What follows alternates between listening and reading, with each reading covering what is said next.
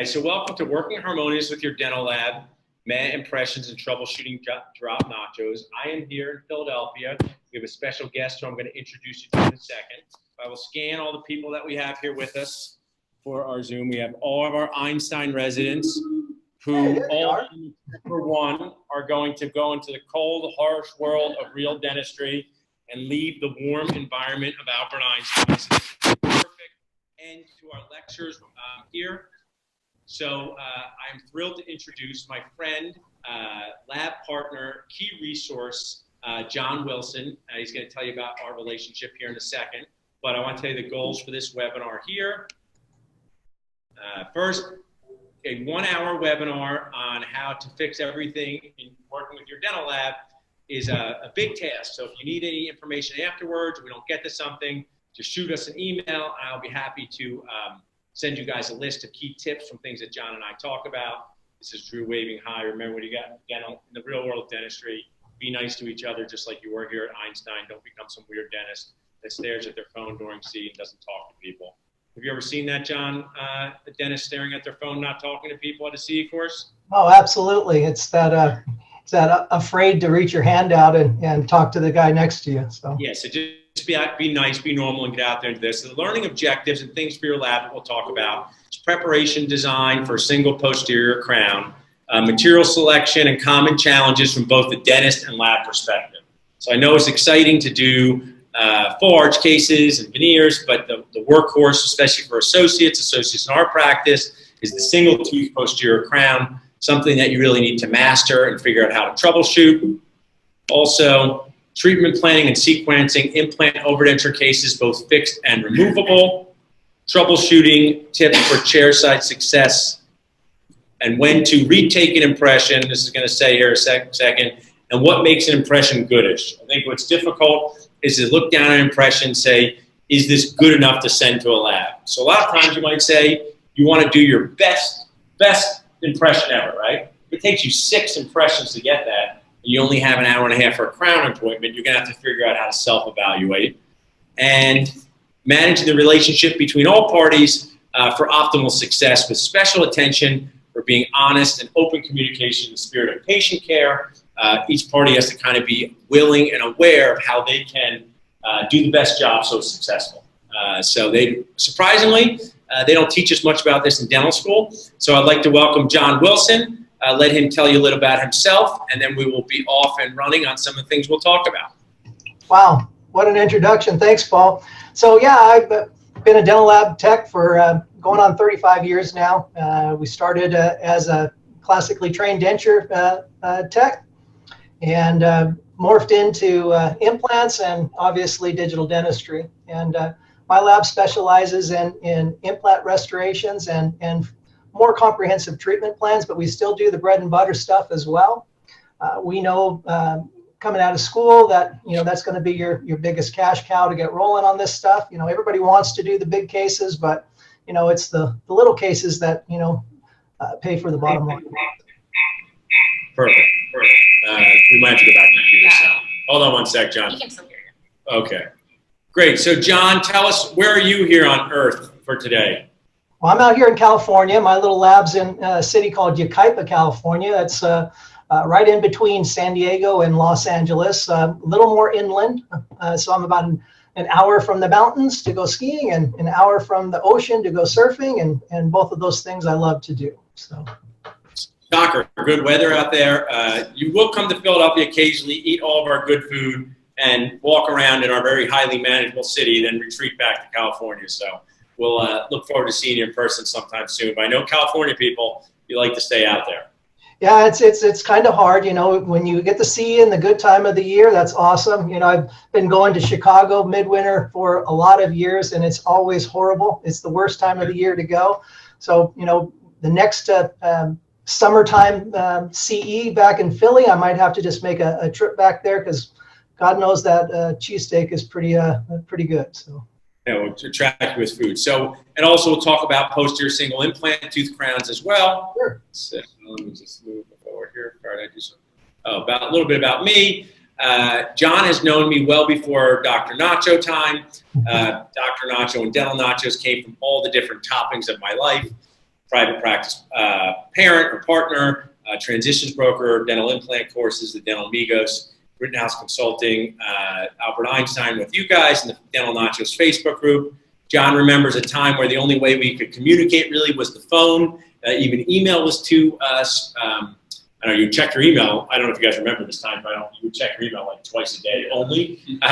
So you have to call someone on the phone. And that is really a good part of laboratory communication is texting and sending videos. So you guys are in a place where you have that at your fingertips. So what do I do all day? I talk to patients about implants and also dentists about nachos. So what are the nachos of our life? So let's start with the single tooth posterior natural tooth crown. Now I call it a natural tooth, John, but I don't know if that's right because there's rubber in the root, it's plastic core, and we make it a zirconia top hat. So it sounds like, you know, a tooth that should be on the Real Housewives tooth there. I don't know, you know, dentists going at you, but let's start before we jump into implants.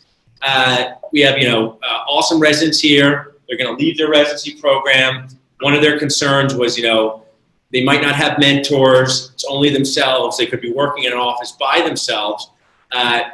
Share some tips about preparation design or some options they'd have. And let's just dial this into, you know, a number 30 natural tooth crown and what you see come through your lab. Share with us a little bit about that.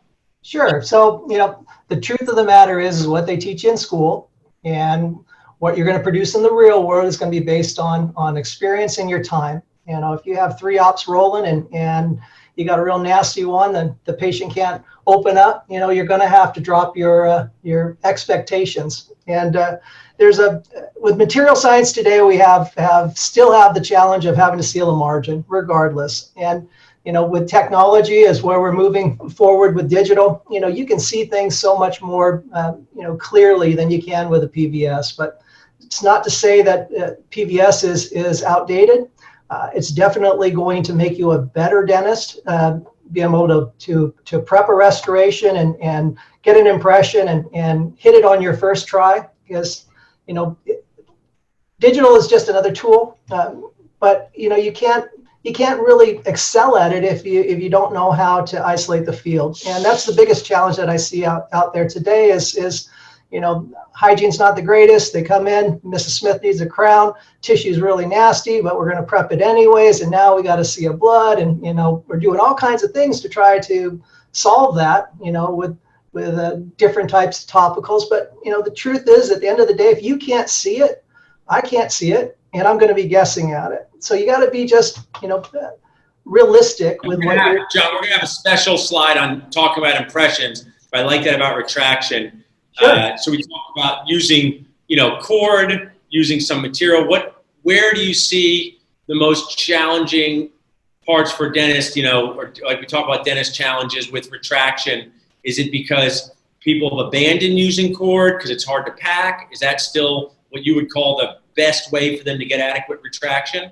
I'm pretty sure that the reason that cord is not used as much because a lot of kids coming out of school today are comfortable prepping feather edge. And the feather edge margins back in the day, you know, with PFMs, you had a lot of over contouring. It was very, very difficult. You know, the material science forced you to, you know, have a thin layer of metal, thin layer of opaque, and then porcelain over it. So now you got a big, thick margin. Well, today with zirconia and other materials today, we're able to really feather things down. It's not to say that I love feather edge margins, but it gives us more options today. So when you're prepping a feather edge and you're just taking it down to the CEJ, you know, a lot of times you don't need to pack cord. Problem is when you got real deep decay, you're cleaning it up, it's going down proximally, and now you got a sea of blood and saliva in that area, and you just can't see it. So you got to be able to control the field. So I'm still a big proponent of using cord. I think it's one of the best ways to do it. Appreciate that. I'm going to just to show how on the same page all dentists could be, but maybe they will be because they work together. Zirconia versus PFM. So you guys get crown number 30, prep by one of your residents. What would you pick for your own number 30 crown? You can order it yourself from resident. Baljeet, zirconia or PFM? Zirconia, Wilson? Zirconia. What about you, Sarah? PFM looks nicer. Zirconia. So John, we got 9 out of 10 zirconias. What's your percentage in the lab, in a rough way, single tooth crowns in the posterior, zirconia versus PFM? 90% to 2%, and the other 8% are others. And today, we are not actively marketing metal ceramics anymore. We still offer them, and they're still a viable option in many circumstances. But the aesthetics today, with the better quality zirconias that are coming on the market, the material science is constantly changing, constantly improving. We're getting lots of translucency today, where before, most of the zircs out there just looked like a piece of gum stuck to a tooth, and it was bright and opaque, and it's bulletproof strong, but just didn't have the looks. So the great thing today, as we move forward with material science, we're constantly pushing that boundary to make it look more aesthetic. And that's where a small lab like myself, I'm fortunate enough to partner with a lot of big corporations that let me beta test their materials, and so I'm privy to see some really cool stuff, and the future is quite bright with zirconia. We're seeing some really, really cool stuff that's coming on the market, and it's going to really change the perception. And I wouldn't be saying this if I didn't believe it, but my metal ceramics are going to be gone by next year in my laboratory. It's just not going to be a big part of my business. And that's why I'm really excited to do this webinar and share sort of things happening. John's doing this every day, is that you may go into an office where they say, you should do PFMs, and you can just bring them some awareness about some additional things they can do, share your experience, show your cases. And, John, I know he loves wine. I love margaritas. I love wine too.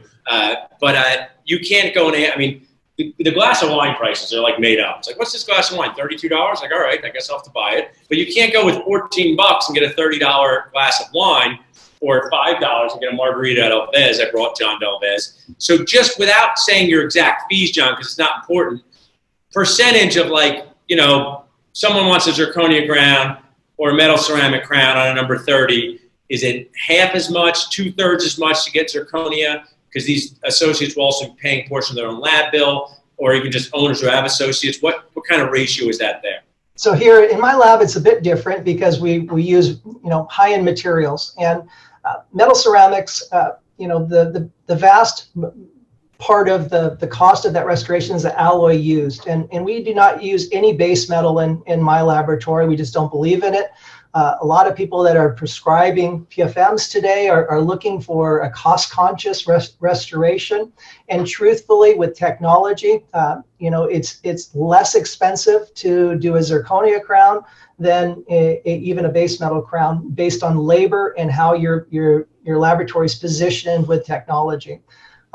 So today, the cost of my PFMs are probably about 30% higher than my full contour zirconia crowns, and that's an average size molar based on alloy, and that's using a semi-precious palladium-based alloy. So great. So just to review this slide, we talk about preparation, design, retraction, different material selections, dentist challenges, and the access sometimes. So I know you feel bad for us, John, because you get it on a bench or blow it up on a screen, but we have a patient who doesn't even understand how words work. When you say open, they do the opposite of open. And you have to do a crown on number 15. You're just like, is today a good day to live in the woods? Maybe it is. So that's some of our challenges, and your challenges working with impressions where you have to just guess. So I appreciate that. Now we're going to move on a little bit more to, is this impression great, goodish, meh, or retake? First, let's go with what you see most in your lab. Let's still keep the theme of this number 30 crown. Sure. What you see most, and what you would do if you were a dentist prepping it. So let's just start with, what tray would you use that you see most, and does that match with what you recommend? So, Quadrant Dentistry is Quadrant Dentistry. And, if you're going to take 5 impressions for a single tooth molar, because you really want this crown to go in, well, your upfront costs are going to not fit the end use of this restoration, in my opinion. We still see a ton of triple trays in my laboratory. With digital today, and I'm trying to correlate the two together. it's funny, we get a digital scan, and we'll get a quadrant scan of a digital case, and we've always said, if we can't see on the other side of the arch, well, how are we going to know how the case is really going to function? So, most of the restorations we see coming in today for a single molar is going to be in a triple tray. They're going to provide a bite registration with it. We're going to pour and mount and evaluate. And most of our cases, when we're Pindexing them, just like the old days. And what I'm seeing most when we get a bag of 5 impressions, it's always invariably one part of the margin that they're struggling to try to capture, and they're trying to do their due diligence to give me something exceptional to work on. There's times, and I hate to allow you guys to understand this. If you got a little tiny bubble on the margin, it's not going to be the end of the world. I've scraped many margins in my career. Would I love it to be perfect? Well, absolutely. But what I'm going to do that is going to make it work is we're going to communicate. I'm going to scan it. I'm going to show you. We're going to talk about it. And all of those things allow us to have, better throughput. If you're literally taking 6 impressions because you need to try to get that perfect impression, you're doing it wrong. And we need to. So I want to ask you, John, so it's never happened to me once in my whole career with us because, I'm perfect. But let's say there's another dentist, we'll call him Jeff, he might be watching, and he sends you an impression, and you pour it up, and you're like, I'm really into decision making, right? I love the thought process of decision making, and like the person sent you this, you pour it up, you look at it, and you go, oh, geez, this is meh, but I don't know if it's between retake or goodish enough. What are some of the thoughts? I mean, I just think people would love to hear the thoughts going through someone like you who does thousands of these, where you say, I got to tell this person to maybe retake it, or just give them some feedback that it needs to be better next time. What are some of the things you're looking down at and seeing there to help you decide that? So it's a real balance in the lab. When we develop relationships with our clients, I'm open with them. When I communicate and I reach out to you because of a potential problem, it's because I want you to succeed. I'm not trying to make your life difficult. And I'm a gambling type of person. I'm one of those guys that will look at a restoration and they'll say, that has about an 85% chance of, dropping in and not having an issue. It's that 15% that if I don't communicate to you about it, we're going to have some issues. So the biggest thing is you just look at undercuts on preps. Undercuts are the thing that kills most restorations. And you might have a real nice prepped, smooth internal line angles. Everything's beautiful, but then you have a big belly to the tooth, and this margin is just unattainable. So with digital, this, Paul. I've showed you this. We'll take a scan. We'll do a little video. We'll send it off. We'll talk about it. We'll share it. Because what it does is it sparks that memory the next time you're prepping a case to look for those things. And then we become a resource rather than that bad guy that's on the phone again, asking for something different. So. And this is what I wanted to bring out as part of the discussion, because people is most important. You also don't know the effort that it takes with certain patients to do certain things, because it's not your thing. You're in California, we're in New Jersey, and it's really great to have these open conversations and say, John's being objective, saying, hey, there's a few things about this impression in case that might not work out so well. And I'm saying, and this is what I just said to them before you got on, John, one of my best tips in life from Carol Kibler, our management consultant, was people don't argue with their own decisions. Daphne, do you want Reese's Pieces or M&Ms? She's got to decide. Daphne, you got to have Reese's Pieces. Why can't I have M&Ms? She's like a dentist, right? So when you say and shift it to someone, hey, and I say many times, I'll take the responsibility. If it's a remake, it's on me. And you might say, okay, then we're both satisfied, because I know that it's somebody that will be, nightmare to get back in to do this. But maybe I know it's somebody who's easygoing, like Shem, and I'll be like, you know what, I can get Shem back in and he won't mind if we retake this. There's also so many other factors, John. So people tell dentists a lot of things that we don't really even want to hear, or I don't know why they're telling us, but they could be having family issues, personal issues, vacation issues, where, if they don't get their crown in, it's a bigger problem than a potentially open margin. So that's just a good point. But people don't argue with their own decisions is one of my favorite tips. Yeah, I always laugh because, you know, in our laboratory, you know, we don't have to fight with somebody that's going to bite my finger. You know, I got a couple models that are on an articulator. They're not bleeding. They're not going to spit on me. You know, it's relatively easy. So, you know, we're keenly aware of the struggles that some of these patients, you know, put up with you guys. And you know, we are always looking to find a way to make your life easier. And sometimes that means we have to be brutally honest and say, hey, this is not going to work. And if you want to go with it, you own it, and we're done. And there's nothing wrong with that, because, you know, when we have that relationship that we can share honestly without fear of alienating one another, we're going to be a more successful team. And that's what I always look for. So, yeah, before we move on to some of the implant stuff, tell us now, to scan or not to scan, what sort of ratio is scanned impressions for single crowns, PVS or Improgum style? How's that pendulum changing? Okay, so in my laboratory over the last 5 years, when iOS scanners really started blowing up, it started out to be about 10% to 90% PVS. Today, I'm about 60% digital to 40% PVS, and based on my current path, I would say by the end of next year, it's going to be closer to 80%. And it's one of those things that it continues to morph. And because I specialize in bigger style treatment plans, you know, I may attract somebody that has already acquired that technology. Some of my best clients just refuse to go digital. You know, they love PVS. They're good at it. They're wonderful with it. So there's nothing wrong with it. It's just a tool. You got to master one way or the other. But the future is definitely digital. You know, it's going to happen. You know, the price of the point on scanners today are coming down. It's way more affordable. And when you look at a spreadsheet of what your ROI is going to be on a, you know, the cap cost on these things versus what you're spending already on impression material, it's a no-brainer. It really makes more sense.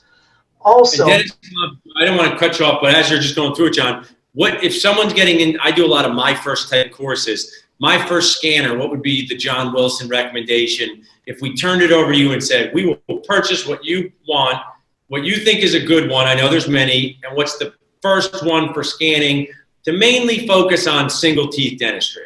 So I'm a big proponent of with ThreeShape. ThreeShape is a wonderful company. Their technology is second to none.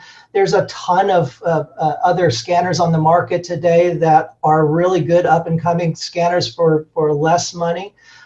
ThreeShape has also introduced a more budget model as well. I just believe in the company. The company itself, you know, has a very unique business model with resellers, and you know, the biggest thing that I say with any purchase when it comes to technology is you got to know your reseller, because they're the people that are going to be supporting you. And you know, you can get in new technology, you get this fancy, you know, magic wand is supposed to make your life easier, and then you need support, and the support's not there. So, you know, I hazard to say one's better than the other, but I will say top of the line today is Trios. There's things that that scanner can do that some of the other ones can't. You know, I met it, all the other, you know, more colored scanners that are coming out today that are way more cost effective. They all have some goods and bads to it.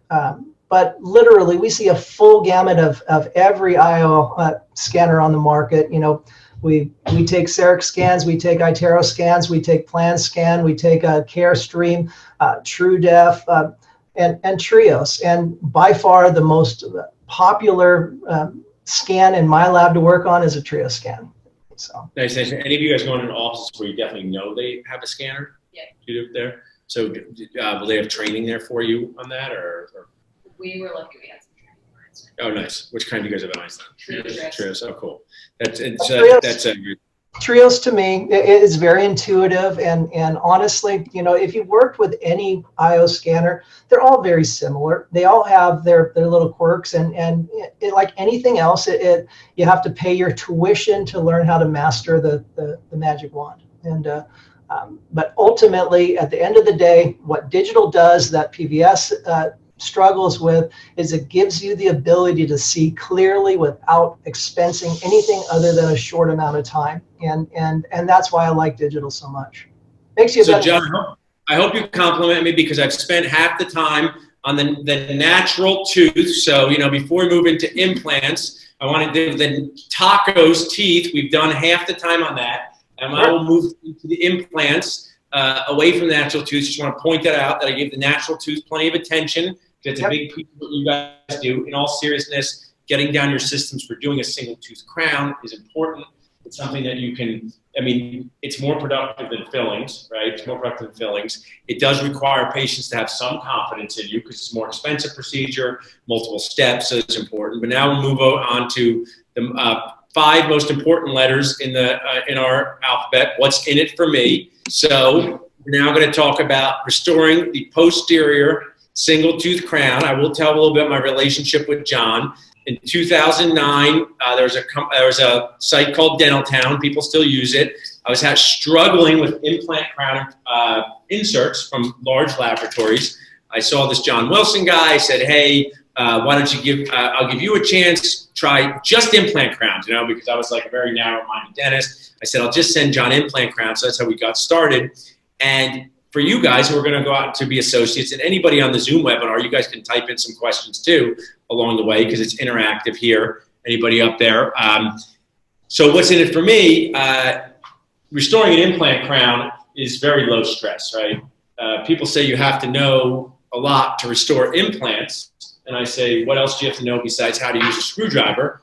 End of discussion of restoring implants. So that's not your brain part, planning the case, but actually doing it. I think, John, I could teach Mrs. Nachos, she loves that name, how to restore number 30 implant.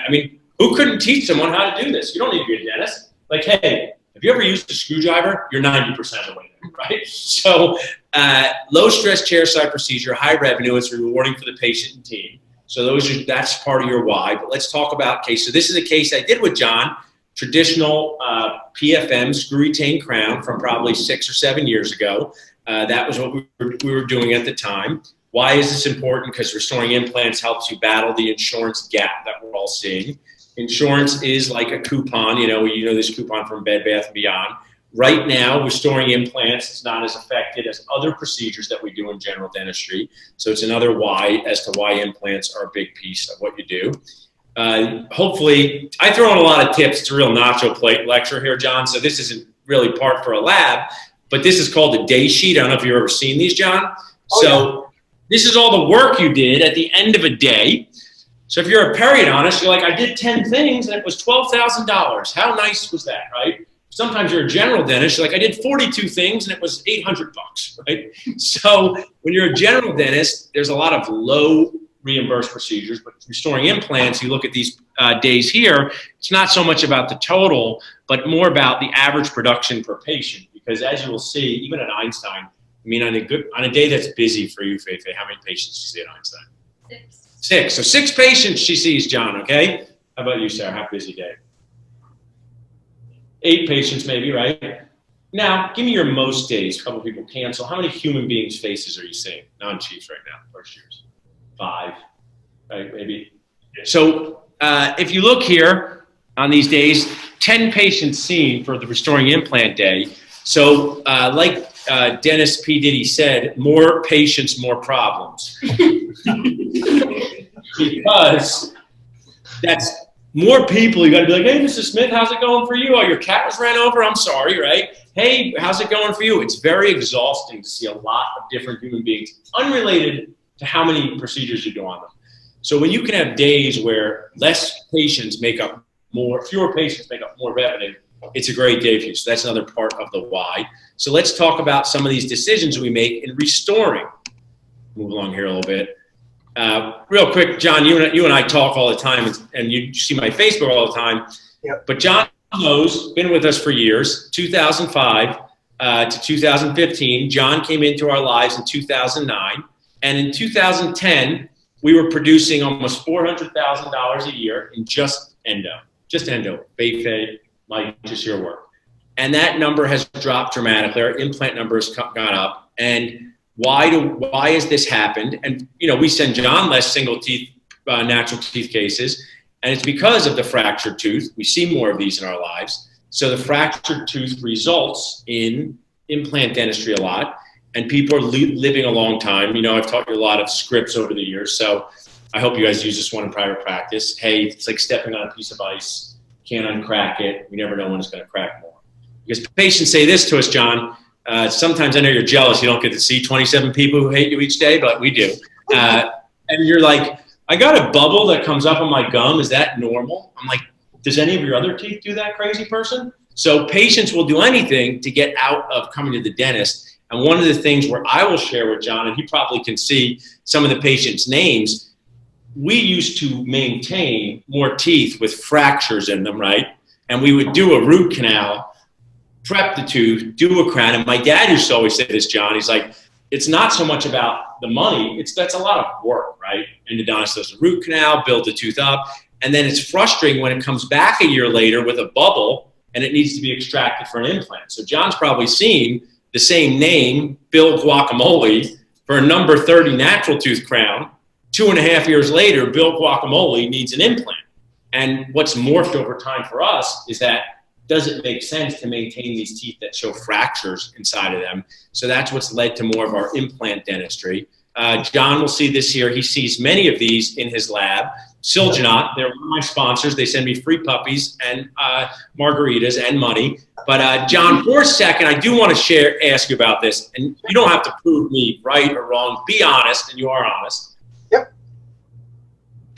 Dentists taking alginates and pouring them up in their office. What are some of the nachos that get dropped from that to you, whether it's for a counter model, a night guard, anything you would use an alginate for? What are some of the things that transpire on the way to the lab? Well, the biggest frustration for us is just, you know, the poor training. You know, there's the people that want to control that in office and you know, break away in the middle of the day and you know, pour an alginate quickly and you know, hopefully they're pouring the stone and water to ratio and getting a quality model to the lab is, you know, it's dwindling. You know, there's very few that really can do that. What we mostly get is an impression that's rushing to get out the door, still in the tray, the alginate's shrinking back on it, and half the times we get it here, we separate it and the stone will break, there's bubbles in it, and there's no way to recover from that. So these alginate substitutes that are on the market, Silginate is a wonderful product. It gives us options, and truthfully, I would much prefer to be able to control even a counter model in my laboratory.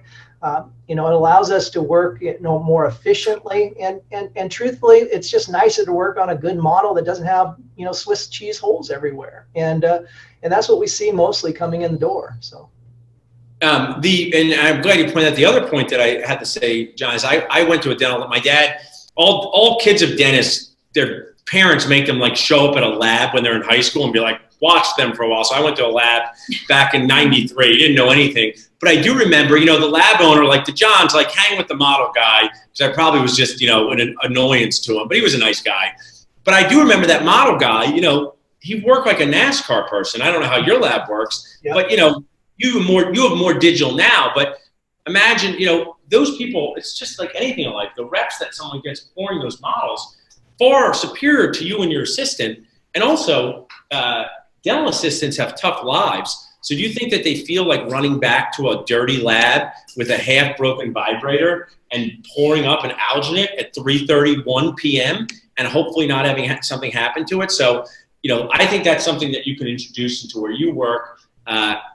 We don't have time for it because I'm going to go to other stuff, but there's no way that it's more expensive than using alginate when you look at the cost to process an alginate, pay the person to do it. You know what they say, John, too? They say, my assistants have time to pour it because they're always just standing around anyway, right? And they don't say that in front of their assistant. Their assistant would throw the alginate at their head. So I think, you know, try this out. I know scanners are going to change things over the years, but during that time, and I do have a good friend who's been on the podcast who they have multiple scanners in their office. But this is something I wanted to bring up. If you work in a multi-dental office, the scanner might not be available at that moment. And if you need to take some impressions to do bleach trays, counter models, night guards, you could still utilize PBS. So I feel like it doesn't have to be like you never use that. So I'm going to move on to some of our implant stuff here. Okay, so here's a good slide for you guys to look at. I don't know if people ever look at this, John, but the restorative complexity, and I know I've made John do some circus tricks. How much space do you have? So if you're taking any pictures, you guys should take a picture of this for your implant cases, because one of the things I share with them, John, and maybe you did learn when you became a owner, is that when you go into private practice, you have to think about many things. And it's easy to miss something and think, oh, this person has enough space. And then John calls you up and say what happened. So you want to be able to identify the restorative space that you have to work with and deal with that. Surgical guides, there's many different types of surgical guides. This is an old-fashioned or classic one, but to get the implant in the right position, if this implant looks too close to the tooth for you, it just means that you've seen implants done improperly for so many years that they've become normal. So John, you've restored those ones that, like, it looks like the crown is a giant tomato and the implant's like 8 millimeters distal to the tooth. Have you ever, that's never happened in your lab? We call those lollipops. And, yeah, because the person's like, I don't want to hit the tooth, and they make sure that they send it back. And that's a challenge for you as the restorative dentist. What you guys have an opportunity to do, even my endo friends at some point in your life, to place implants, is that you're going to be restoring it. You want to give yourself an easier job, and that's happened to us too. So when we're evaluating cases, seeing how challenging they are, measuring this, so you can take a picture of this here. Hey, it's not such a bad idea to just, even if it's your iPhone, have the patient bite down, see how much clearance you're going to have, so know if John's going to have a problem or not. Sorry, I'll go back there for you there to take that. John knows one of our awesome associates. He loves technology, so he makes some digitally based guides. We're just going to skip through that quickly. But now let's get to restorative options, and I want to share with you guys, let's talk about, you're getting an implant done, you're going to send it to John. I'll take the impression for free. John will do it for free, but you just have to send him an expensive bottle of Cabernet. Which one would you order? So John, did I miss any choices here on how you could restore a single tooth implant? No, I think you got it all. You got cemented and spray-on and just different material choices. So yeah, it's about the gamut. So it's funny to me, John, what's cool about dentistry is I do this in my lectures and I have people raise their hand, and like a lot of people raise their hand for like the instrumentation, and I'm like, oh, that's good. 5 years ago, it basically wasn't invented. And it doesn't mean that it wasn't invented at all, but it wasn't. Tell us a little bit about the evolution of implant restorations from this slide here, John, in your lab over time. So when you say it wasn't invented, obviously it was around. It's just the popular maybe. Yeah, the path was just different. Essentially all a screw-mented restoration is just a custom abutment and a crown that's lab cemented. And there's proponents to do it multiple different ways, and every client is going to want to do things slightly differently. But I will say it's a very popular path today. I think with technology, it allows us to really dial in our contacts and occlusion that much better. So the thing that used to scare people back in the day when they were talking about lab cementing this crown is, well, what are we going to do if the contact's off? Or what are we going to do? Well, it's coming back just like any other crown. We're going to fix it at that particular point. So let's save one step out of your life that you don't have to be worried about dealing with cement. Also allows us to develop some really cool emergence that a traditional stock style abutment just can't match. So today our most popular restoration in my laboratory is not a tie-based restoration, but it's a custom abutment that has a cemented screw retained zirconia crown on top of it, and it's returned in one piece to the office. Cool, great, Jen. Beljeet has a question. I can repeat it. What's the best way to handle like screwmentations when they debond from the abutment? What's a good way to handle screwmentation cases when they debond or come off the abutment? So the number one thing that we want to talk about when it comes to debonding is we need to find out why. Why do they come uncemented? In most cases today, I feel that the restorations are bottoming out on bone. And essentially, when you're torquing that screw in, it's actually extracting the tooth from the actual abutment. So it's really a popular thing to do when you have a relationship with your lab. Send an x-ray in, show us what's going on. Most of these bone level fixtures today, many are placed subcrestal in a lot of ways. And if we don't know that, we have a model with a piece of soft tissue that's coming off. We really need to see those contours. Now, what do you do when you have a patient that's presented with that? Well, obviously, if it's a tie-based restoration, trying to cement that back in the mouth is going to be a nightmare. You're never going to be able to isolate the field. It's going to be moisture everywhere. What I recommend is to pull the abutment out. It's going to go back as a key. You can actually cement it outside the mouth. There's only really one way for it to go back in. But that's only going to be a short Band-Aid. They're going to call you on a Saturday at 9 o'clock at night because the crown's uncemented again. So it's best to put them back in a healing abutment, take a new impression, send it back to the lab, and let's evaluate and come up with a solution that's going to make it a better restoration.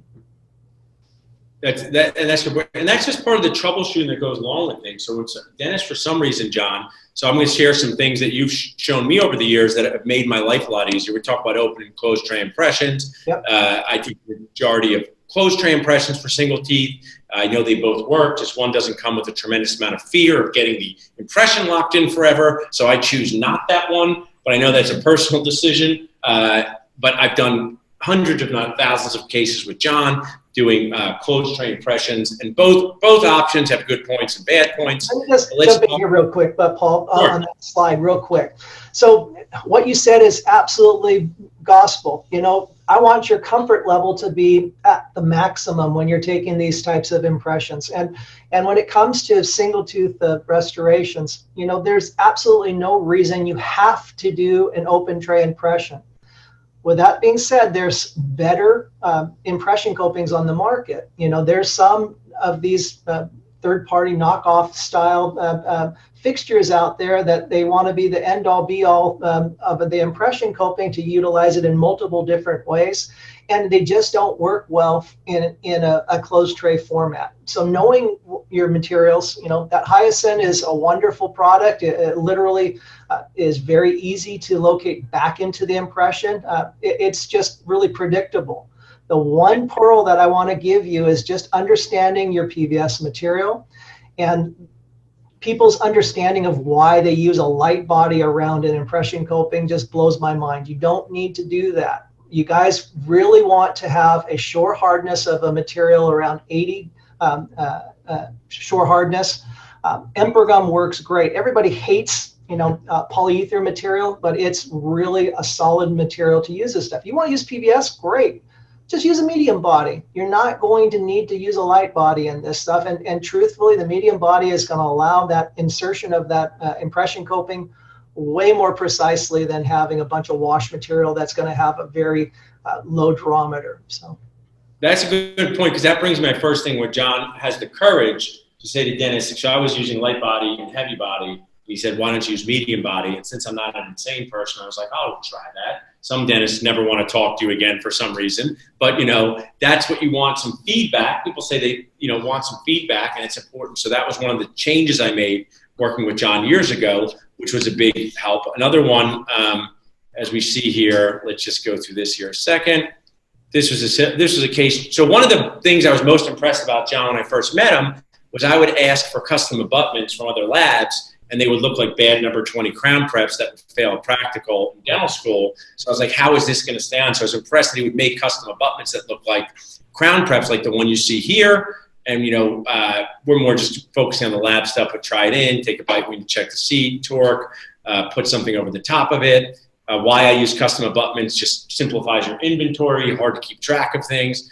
I'll show you a case here that we did where, this is a John and I case from Hyacin years ago. I know it's a little dark here, but now it's pretty normal to have platform switched implants, but that used to be very new and exciting.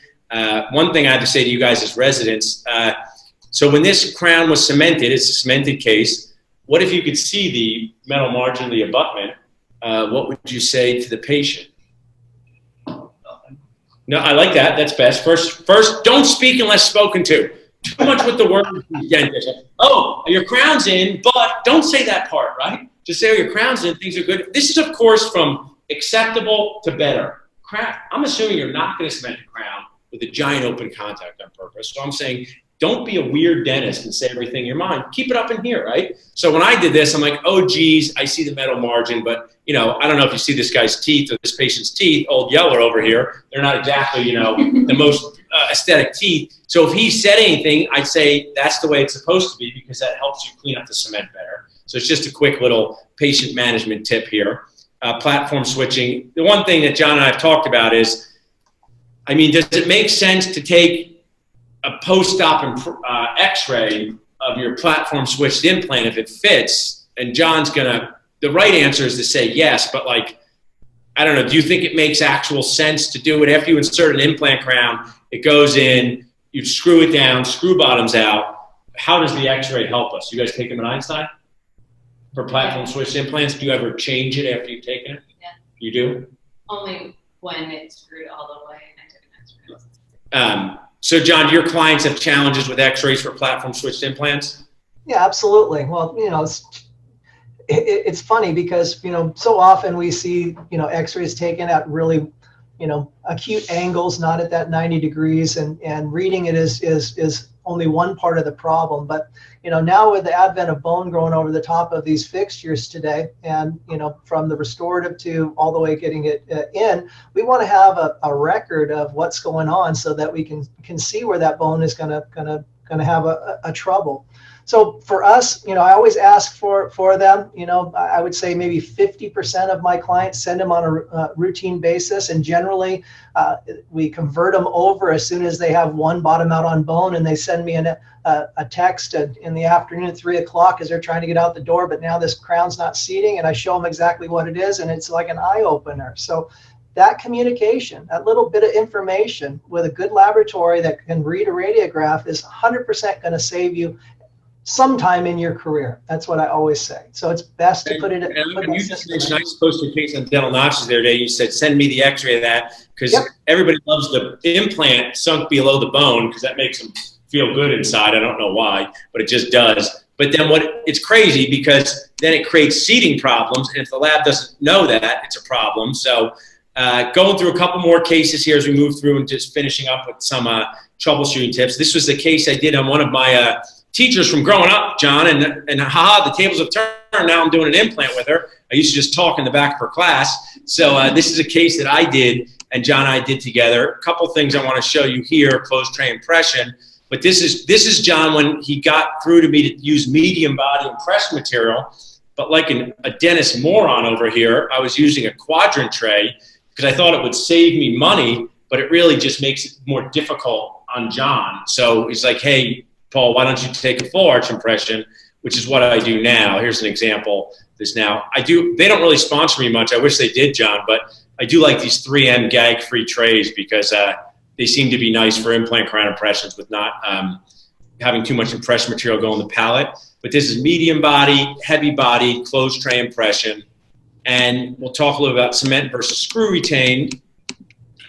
John, how about give us a little bit on that from your lab?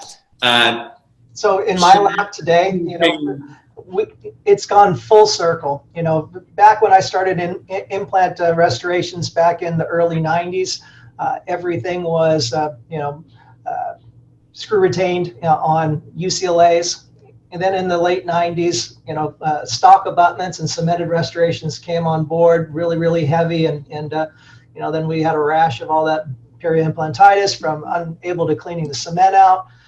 We morphed back going to screw retained, and today in my laboratory it's probably 85% screw retained and 15% cemented, and most of the cemented restorations are due just to angle and not wanting to use some sort of angle corrected channel. We have so much technology to do this. So I'm not that superstitious, John, but I'm on like a 4-year hot streak with Pennington Dental. We haven't sent John one cemented restoration. I've asked him a couple times. He said, I don't know if this angle is going to work. I go, we can't break the hot streak. So I have a bitchin' set of tools, Paul, so I can always fix most things. But I will say that your periodontist has been placing some really wonderful restorations, and we've been getting them splitting that central groove like we like, and it's made my life considerably easier. I've made a pretty nice career restoring, you know, not the best placed implants and solving problems, But as I go through the twilight of my career, I really love being able to split that central groove with good planning, and I've noticed a huge change in the last 3 years from what has gone down. And what I'd like to do is I probably had a bigger treatment plan for this webinar than was possible, so I want to finish with this case that John has sent to me, and it tells the story. But a couple things John said there that you can embrace. Me, everything that matters needs a system, and everything matters. So we do like 99% socket preservation on our posterior extraction. We make it normal. We explain the value, and it is normal. Then we are using surgical guides. So we get cases like this where, Farrah, you can just clean us up. We're just going to do a couple more minutes. I want to show John this case. So John took these pictures for me, which I've used hundreds of times.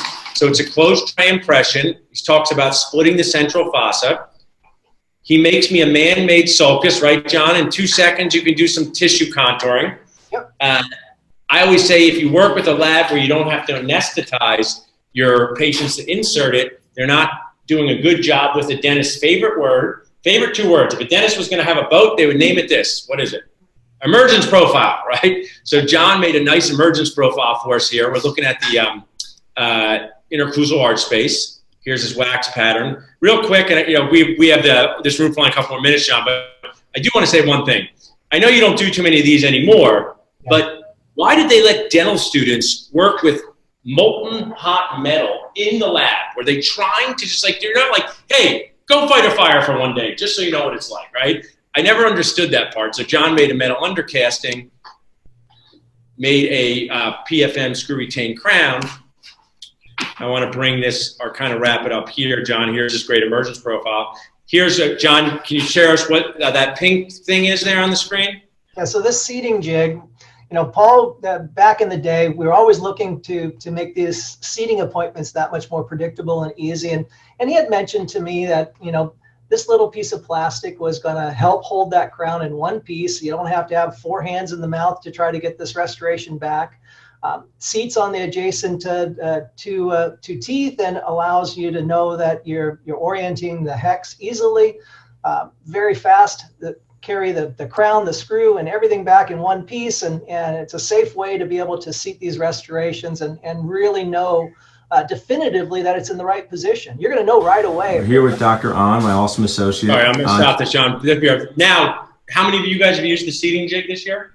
Do you want to continue using the seating jig, Mike, if you did it? So why do you want to have some experience where you might drop the crown in the patient's mouth? So that, John, I think is one of my best contribution to your clients is being the type of person to tell you, hey, it's tough to put that in. I want to show on seating jig, and then we will have a volume 2 here because they're going to be getting us out of this conference room. Show them how the seating jig works?